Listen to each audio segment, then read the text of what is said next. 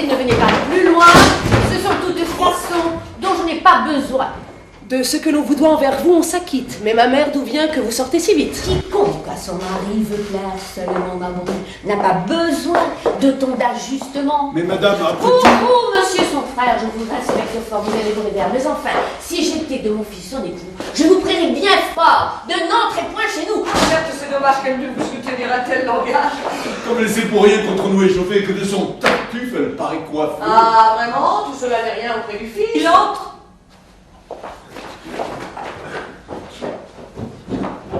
Ah, mon frère, bonjour. Je sortais et j'ai joué à vous voir de retour. La campagne, à présent, n'est pas beaucoup fleurie. Et Dorine, mon beau-frère, attendez, je vous prie, vous voulez bien souffrir pour monter de soucis que je m'informe un peu des nouvelles d'ici. Et Tartuffe?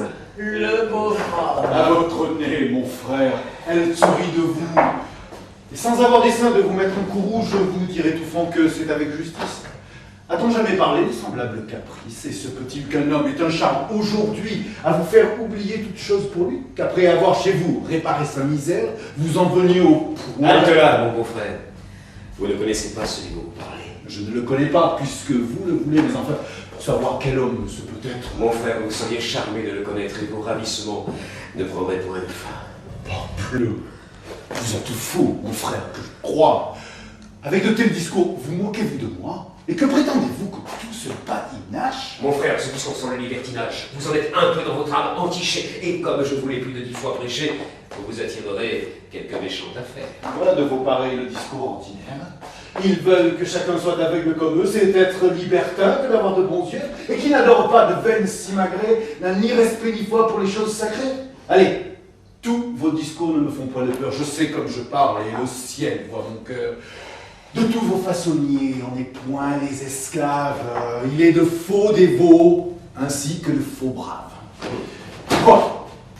Vous ne ferez nulle distinction entre l'hypocrisie et la dévotion. Voulez-vous les traiter d'un semblable langage et faire même honneur au masque qu'au visage, égaler l'artifice à la sincérité, confondre l'apparence avec la vérité, estimer le fantôme autant que la personne et la fausse monnaie à l'égal de la bonne?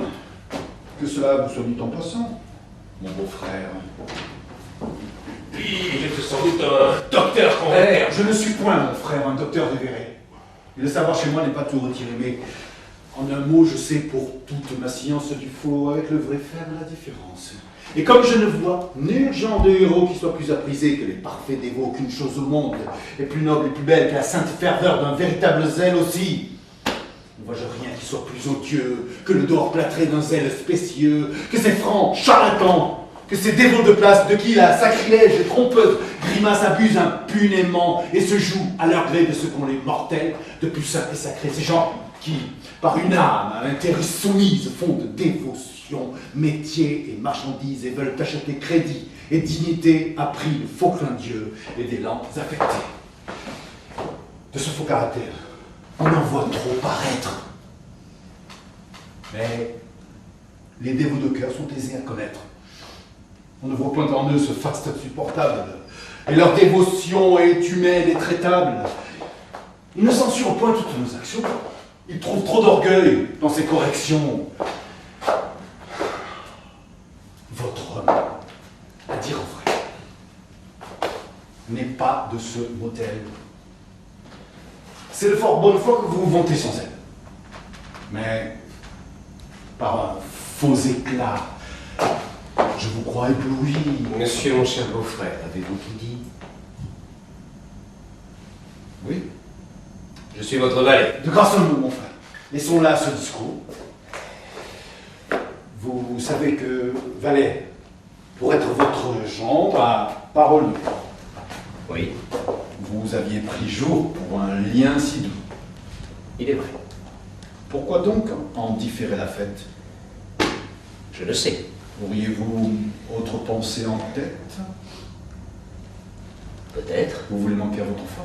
Je n'ai dit pas cela. Ni l'obstacle, je crois, ne vous peut empêcher d'accomplir vos promesses.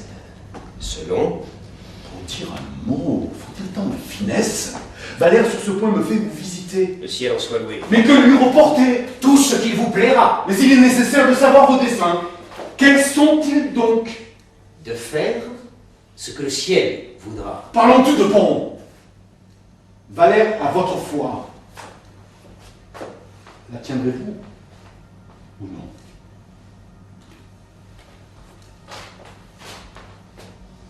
Adieu. Et qu'il me serait doux de voir par votre choix devenir mon époux. Tartuffe. Contre un père absolu, que veux-tu que je fasse? Ce qu'il faut pour parer une telle menace. Quoi? Lui dire qu'un cœur n'aime point par autrui, que vous vous mariez pour vous, non pas pour lui, qu'étant celle pour qui se fait toute l'affaire, c'est à vous, non à lui, que le mari doit plaire. Mais voici Valère, votre nom. On vient de débiter la langue de nouvelles que je ne savais pas et qui sans doute est belle. Quoi? Je veux qu'on me l'aide, et quoi que puisse oser. Ah, jamais les amants du format de jaser sortez, vous dites. Enfin non, je veux voir sans me mettre en courroux. Que vous êtes fâcheux, il vient. Mon Dieu, je vous prie, avant que de parler, prenez-moi ce mouchoir. Que fait là votre main? Je tâte votre habit. Je vous écoute dire et votre rhétorique en termes assez forts à mon âme s'explique. Il suffit qu'il se rende plus sage et tâche à mériter la grâce où je me craque. Et qu'à l'instant où Fripon se jette à ses pieds pour demander pardon. Qui? Moi? Pourtant, si vous vouliez... Ah, oui, tout le monde en parle et vous m'en pouvez croire. L'éclat que fait ce bruit n'est point à votre gloire. Et je vous ai trouvé, monsieur, fort à propos pour vous en dire net ma pensée en 2 mots. Je n'examine point à fond ce qu'on expose, je passe là-dessus et prends au pied la chose. Supposons que Damis n'en ait pas bien usé et que ce soit à tort qu'on vous est accusé. N'est-il pas un chrétien de pardonner l'offense et d'éteindre en son cœur tout désir de vengeance? Et devez-vous souffrir pour votre démêlé que du logis d'un père un fils soit exilé? Sacrifiez à Dieu toute votre colère et remettez le fils en grâce avec le père. Hélas, Vous nous payez ici d'excuses colorées. Et toutes vos raisons, monsieur, sont trop tirées. Des intérêts du ciel, pourquoi vous chargez-vous? Pour punir le coupable, a-t-il besoin de nous? Non. Non. Faisons toujours ce que le ciel prescrit, et d'aucun autre soin ne nous brouillons l'esprit. Et vous ordonne-t-il, monsieur, d'ouvrir l'oreille à ce qu'un pur caprice à son père conseille, et d'accepter le don qui vous est fait d'un bien, ou le roi vous oblige, je ne prétends rien? J'admire seulement que sans confusion, vous en ayez souffert la proposition. Ne vaudrait-il pas mieux qu'en personne discrète vous fissiez de séant une honnête retraite que de souffrir ainsi contre toute raison qu'on en chasse pour vous le fils de la maison? Croyez-moi, c'est donné de votre prud'homie, monsieur. Je porte en ce contrat de quoi vous faire rire et vous savez déjà ce que cela veut dire. Approchons cette table et vous mettez dessous. comment? Vous toussez fort, madame. Oh oui, je suis au supplice. Vous suivez trop votre amoureuse envie. La maison m'appartient. Vous voilà mal, au moins si j'en crois l'apparence. Et la donation et cette confidence sont, à vous en parler selon mon sentiment, des démarches par vous faites légèrement. Ça peut vous mener loin avec de pareils gages.